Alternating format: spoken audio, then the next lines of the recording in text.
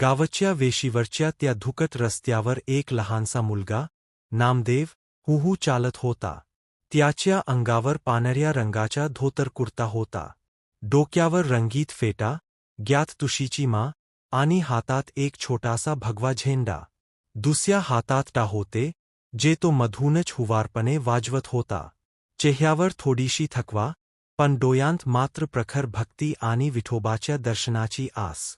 नामदेव फक्त 8 वर्षांचा. त्याचे आईवडील दोघंही वारीला दरवर्षी जात. पण यंदा त्याचे वडील आजारी असल्यामुळे घरातच थांबले.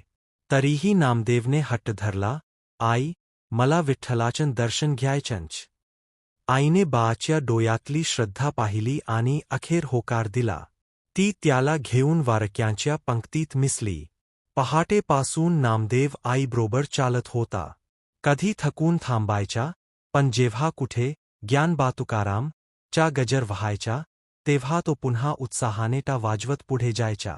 रस्त्यावर अनेक वारकरी त्याच्याकडे पाहून हसत होते. कुणी त्याला मोदक दिला, कुणी डोक्यावरून हात फिरवला. एक आजोबा म्हणाले, बाप्पा पाहतोय रे बा. तुका म्हणे धावा, पांडुरंगा. अशाच एका विश्रांतीच्या ठिकाणी नामदेव आईला म्हणाला, आई, विठोबा खरंच भेटेल ना? आईने त्याला जव घेत हुंच उत्तर दिलं, बा, जिथे भक्ती आहे ना, तिथे विठोबा कायम असतो.